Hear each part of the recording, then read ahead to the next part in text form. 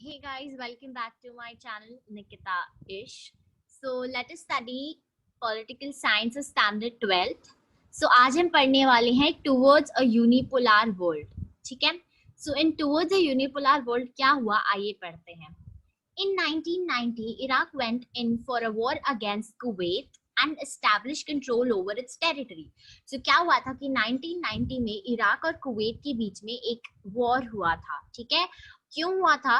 क्योंकि इराक है ना जो Iraq wanted control over Kuwait का टेरिटरी. इराक कुवैत को अपने कब्जे में करना चाहता था. क्यों? क्योंकि उनका एक बहुत लॉन्ग बैक हिस्ट्री है जिसमें उनका कुछ रिलेशनशिप उनका पहले बहुत अच्छा था, बट उसके बाद वो एक इशू हुआ जहाँ पे उनके रिलेशनशिप में काफी प्रॉब्लम्स आ गए. उसकी वजह से इराक कुवैत को कंट्रोल में लेना चाहता था. सो ये देखकर there was a global reaction against it and the matter was discussed in the UN. ये काफी बहुत बड़ा मैटर था क्योंकि आप ऐसे कैसे एक इतने बड़े कंट्री को आप अपने अपने कंट्रोल में ले सकते हो जबकि अब सब कुछ डेमोक्रेटिक हो चुका है उसके बाद. तो ये चीज को लेके पूरे वर्ल्ड वाइड बहुत ज्यादा चर्चा हो रही थी और ये इसीलिए ये जो टॉपिक है ये यूएन यानी कि यूनाइटेड नेशंस में भी डिस्कस हुआ था. So the US took the initiative and led a multinational force against Iran.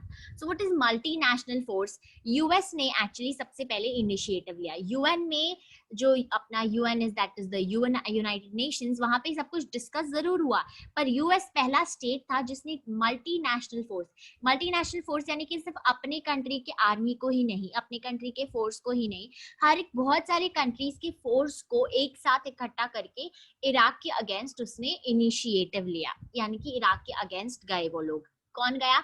US. So US was the first country to take initiative. War ended with Kuwait becoming free from Iraqi control. So US ने initiative लिया, उसकी वजह से Kuwait free हो गया Iraqi control से. Iraqi control में अब वो नहीं रहा क्योंकि यूएस ने मल्टीनेशनल फोर्सेस यानी कि बहुत सारी कंट्रीज के फोर्सेस को, आर्मीज को मिलाकर ये वॉर लड़ा. किसके खिलाफ? इराक के खिलाफ. For home? For Kuwait. ठीक है? तो इसकी वजह से कुवैत फ्री हो गया. So the American president George H. Bush considered this as a moral victory. So George H. Bush कौन था? अमेरिका का प्रेसिडेंट था उस टाइम पे 1990s में जब ये वॉर हुआ था इराक और कुवैत के बीच में. यूएस जो है वो हीरो बनने के लिए उसने पहले इनिशिएटिव लिया और वो गया और उसने कुवैत को इराकी कंट्रोल से फ्री कराया. तो जो अमेरिका का प्रेसिडेंट था उस टाइम पे यानी कि जॉर्ज एच बुश, उसने इसको एक मॉरल विक्ट्री माना. मॉरल विक्ट्री यानी कि एक तरह से उसको लगने लगा कि हाँ भाई अब मैंने साबित कर दिया कि हमारा कंट्री हीरो है. ठीक है? तो इसीलिए उसने बोला कि अब हम हीरो हैं तो इसलिए हम एक नया टर्म यूज करेंगे दुनिया में. उस टर्म का नाम था new world order to describe the nature of the global situation. तो अमेरिका की प्रेसिडेंट ने बोला कि अब हमारे कंट्री में ही नहीं बल्कि पूरी दुनिया में एक नया वर्ड आ चुका है. जब यूएस हीरो बन चुका है उसके बाद एक नया वर्ड आ चुका है यूएस के लिए, that is new world order. New world order यानी कि दुनिया में अब नया शासन चलेगा, न्यू रूल्स होंगे, नए तरीके होंगे. ठीक है? This American action had received global support including from the Soviet Union, China, countries of the NATO, Israel and the Arab states including Saudi Arabia. So यहाँ पे यूएस ने तो अच्छा काम किया कि उसने इराक को डिफीट किया और कुवैत को फ्री किया. So this was a good thing which our America did or you could say US did. So क्या हुआ? सिर्फ इस चीज के लिए ना यूएस को वर्ल्ड वाइड सपोर्ट मिलने लगा. यूएस को सोवियत यूनियन ने सपोर्ट किया, यूएस को चाइना ने सपोर्ट किया, countries of NATO is North Atlantic Treaty Organization. ठीक है? तो नॉर्थ अटलांटिक ट्रीटी ऑर्गेनाइजेशन की कंट्रीज यानी कि इस ऑर्गेनाइजेशन में जो कंट्रीज थे उन्होंने उनको सपोर्ट किया. इजराइल ने सपोर्ट किया, अरब स्टेट्स ने सपोर्ट किया, दैट इज सऊदी अरेबिया ने भी सपोर्ट किया. सो all countries started supporting US because US did a good thing. So the Soviet Union, which was facing internal problems, disintegrated in 1991. So disintegration कब हुआ? हमने पढ़ा अभी, राइट? पहले की disintegration हुआ. तो कब हुआ disintegration सोवियत यूनियन का? 1991 में. यानी कि ये वॉर हुआ 1990 में, उसके ठीक बाद 1991 में ये disintegration हो गया सोवियत यूनियन का. ठीक है? Not much opposition was possible against the US and eventually the meaning of the new term new world order of the term New World Order, which implied American dominance and leadership in matters of security, was accepted at the global level. अभी हमने पढ़ा, this was the first expression of the unipolar world order. So अभी हमने पढ़ा कि Soviet union got disintegrated in 1991. तो अब हमने पढ़ा था कि यूएस और का एक ही ऑपोजिशन था, दैट इज सोवियत यूनियन. अब सोवियत यूनियन टूट गया 1991 में. तो क्या हुआ पता है, इवेंचुअली वो जो अमेरिका की प्रेसिडेंट ने बोला था कि न्यू वर्ल्ड ऑर्डर है, सो उस न्यू वर्ल्ड ऑर्डर को उसने और साफ तरीके से बोल दिया डिसइंटीग्रेशन के बाद कि अब से new world order is basically America's world order, यानी अमेरिका जैसा चाहेगा वैसा ही होगा. और हर चीज में, लाइक मैटर्स ऑफ सिक्योरिटी में भी और लीडरशिप में भी सारे दुनिया ने एक्सेप्ट कर लिया, क्योंकि भाई अब दो बड़े सुपर पावर्स थे हमारे पास, उसमें से एक चला गया और हम जानते कि अमेरिका इतना पावरफुल है. अमेरिका ने वो किया जो किसी स्टेट या किसी नेशन ने नहीं किया था, that is going against Iraq, और इराक को डिफीट करना, कुवैत को फ्री करना, ये किसने किया? यूएस ने किया. तो सब समझ गए थे उस एक्ट के बाद, वो देख के कि भाई यूएस बहुत स्ट्रॉन्ग है तो हमें मान लेना चाहिए उसकी बात. तो यही हुआ, उन्होंने यूएस को मान लिया था कि new world order is basically America का वर्ल्ड ऑर्डर. ठीक है, अब all the world is going to be according to America. और ये पहला, ये न्यू वर्ल्ड ऑर्डर जो टर्म है ना, ये पहला एक्सप्रेशन था जहां पर दुनिया को पता चला कि हाँ भाई अब हम बाइपोलार से यूनिपोलार बन चुके हैं. यूनिपोलार यानी दो कंट्री के सुपर पावर, दो सुपर पावर्स की जगह अब हमारा सिर्फ एक ही सुपर पावर है, दैट इज यूएस. ठीक है, आई होप आपको टूवर्ड्स अ यूनिपोलर वर्ल्ड समझ आया, मैंने अब तक जितना समझाया. और ये जो मैप है ना, map of Kuwait and Iraq, ये आपको कुवैत और इराक का मैप बताने वाले हैं, सो दैट आपको समझ में आए. अगर आपको चाहिए तो आप गूगल भी कर सकते हो, कुवैत और Iraq, this is Iraq and this is Kuwait.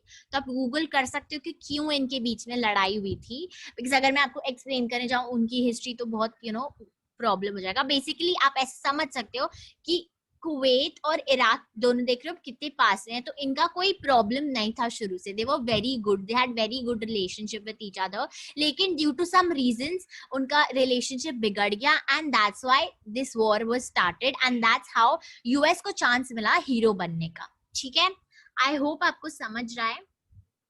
Let's move forward. So this is the do you know part. American political commentator जो है उन्होंने बोला, फ्रांसिस फुकुयामा नाम है उनका, so introduce the concept of end of history. इन्होंने एक नया कंसेप्ट लाया जिसका नाम था end of history. So end of history में ये क्या बिलीव करते थे, अब हम वो पढ़ते हैं.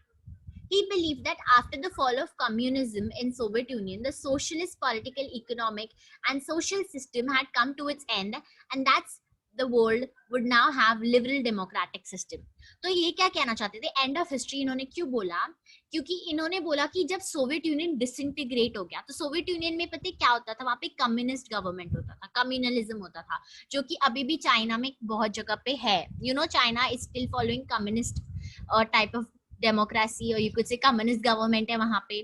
तो वही बोल रहा है कि सोवियत यूनियन में कम्युनिज्म बहुत ज्यादा था, और तभी सोवियत यूनियन कितने सारे कंट्रीज थे, so almost a very major part of the world was following communism. लेकिन जब डिसइंटीग्रेशन हो गया ना, तो उसके बाद सोशलिस्ट पॉलिटिकल जो था, यानी कि it's a type of political, I explain you later, वापस से है डिटेल में. फिर इकोनॉमिक और सोशल सिस्टम जो था ना वो खत्म हो चुका था, और अब लिबरल डेमोक्रेसी आ गया था. लिबरल डेमोक्रेटिक सिस्टम यानी कि जो नॉर्मल डेमोक्रेटिक सिस्टम हम फॉलो करते हैं, जहाँ पे इक्वल राइट्स है, जहाँ पे आप राइट टू वोट है, जहाँ पे फ्री एंड फेयर इलेक्शंस है, तो जो बेसिकली अभी हमारा नॉर्मल डेमोक्रेटिक सिस्टम है उसको हम लिबरल डेमोक्रेटिक सिस्टम बोलते हैं. तो यही फ्रांसिस फुकुयामा ने कहा कि this is what he said as end of history. End of history यानी कम्युनिज्म खत्म हो गया और लिबरल डेमोक्रेटिक सिस्टम आ गया. ठीक है, and guys this do you no, you can see American academic Joseph nine. तो ये वाला जो है ना, ये डिलीटेड है, ये रिड्यूस पोर्शन है, ये नहीं आएगा, तो ये मत पढ़ना. ठीक है, this is the deleted portion, so you do not have to study deleted portion, so you do not have to study. This is the part where you do not have to study, so I'm just actually cancelling it out. This is deleted. Okay, forgive me for the cross marks, but yeah, this is deleted, so you do not have to study it. Okay, now let's move forward. Then the US emerged as a dominant country. Obviously जब पूरी दुनिया ने उसको hero मान लिया है, पूरी दुनिया ने मान लिया कि उससे ज्यादा स्ट्रॉन्ग ताकतवर कोई नहीं है, तो ऑब्वियसली पूरी दुनिया का डोमिनेंट कौन होगा पूरी दुनिया में? यूएस. सो यूएस एक डोमिनेंट कंट्री बन गया. American dominance had political and economic dimensions. So America जो है ना वो सिर्फ आपको किस तरह से सिर्फ इकोनॉमिकली पावरफुल नहीं था, वो पॉलिटिकली भी बहुत ज्यादा पावरफुल था. वो सबको पॉलिटिकली भी डोमिनेट कर रहा था और इकोनॉमिकली भी डोमिनेट कर रहा था. अब पढ़ते हैं कि वो पॉलिटिकली कैसे डोमिनेट कर रहा है. And guys give me a second. ये एनोटेशंस जो मैंने आपको दिखाए हैं, ये एक्चुअली अभी नीचे आ गया वो, because that moves with the screen. ठीक है, सो सिर्फ ये पार्ट डिलीटेड है, ये सम एग्जांपल्स वाला पार्ट है. ओके, सो या American dominance had political and economic dimensions. तो उसने पॉलिटिकली भी हमको डोमिनेट किया था और इकोनॉमिकली भी. अब पढ़ो कि पॉलिटिकली कैसे डोमिनेट किया. So politically the American model of liberal democratic governance was readily accepted and adopted by several post-communist states of Eastern Europe and elsewhere.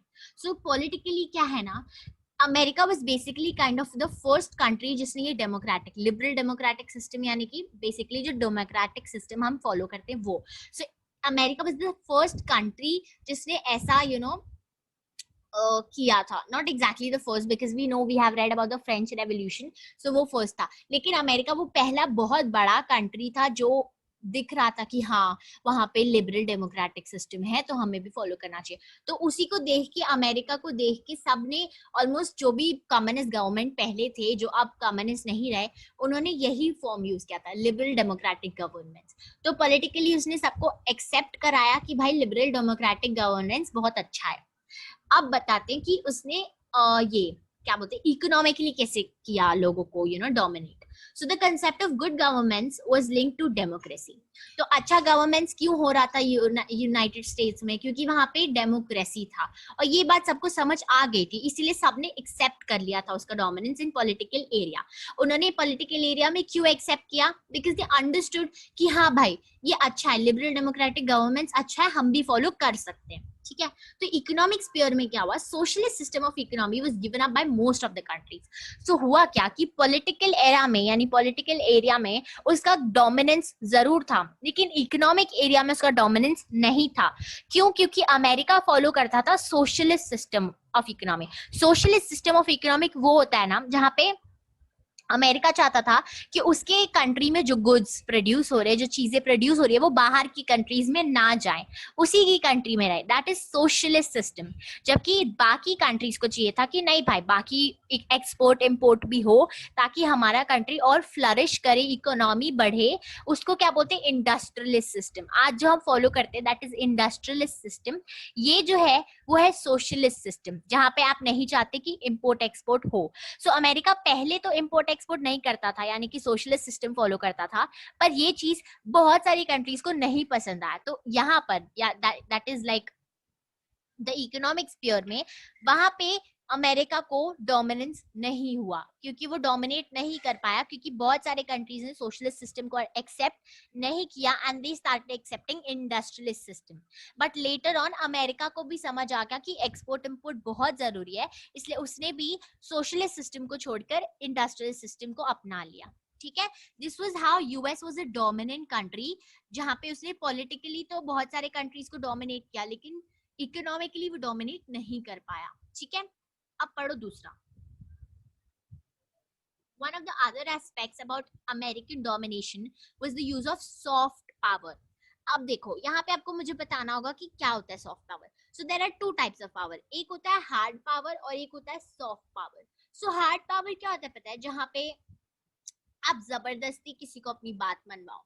So that is hard power. Soft power क्या होता है कि आप बहुत smartly ऐसी चीजें करते हो ना कि लोग अपने आप आपको आपकी बात मानने लगते हैं, आपको फॉलो करने लगते हैं. That is what America started doing. उसने सॉफ्ट पावर भी यूज करने लगा. हार्ड पावर तो वो यूज करता ही था, अब वो सॉफ्ट पावर भी यूज करने लगा. सो अब यहाँ पे आपको सॉफ्ट पावर का भी डेफिनेशन या कुछ दिया होगा. So soft power is when you influence the other countries without the use of military force. यानी कि बिना मिलिट्री फोर्स के, बिना वायलेंस के वो आपको इन्फ्लुएंस करने लगा. That is what soft power. अब वो बिना वायलेंस के कैसे इन्फ्लुएंस करता था वो पढ़ो. The influence is spread through economic, social, cultural and other similar means. यहाँ पे ना कुछ एग्जाम्पल दिए हैं अमेरिका के सॉफ्ट पावर के, जैसे कि पहला एजुकेशनल एक्सचेंज प्रोग्राम्स। हम सबको पता है कि यूएस में सबसे ज्यादा बच्चे जाते हैं इंडिया के पढ़ने के लिए। क्यों? क्योंकि यूएस ने इन्फ्लुएंस कर लिया है कि भाई मेरा educational system is very good. So उसने क्या किया, उसने हमें जबरदस्ती थोड़ी बोला कि भाई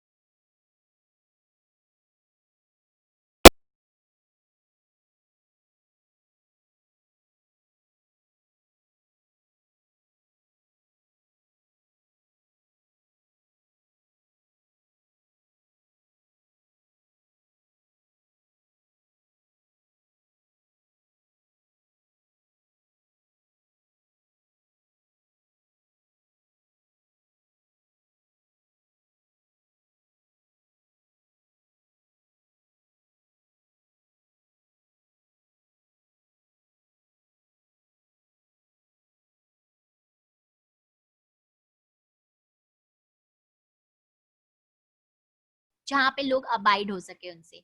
ठीक है, this was all about towards a unipolar world. I hope आपको समझ आया हो। In the next video we'll talk about human rights and humanitarian interventions. So if you like this video, please like and comment below that you understood something, and if you have any doubts, please ask me in the comments. And if you haven't subscribed my channel, please do subscribe to this channel so that I could make such videos and you all could study.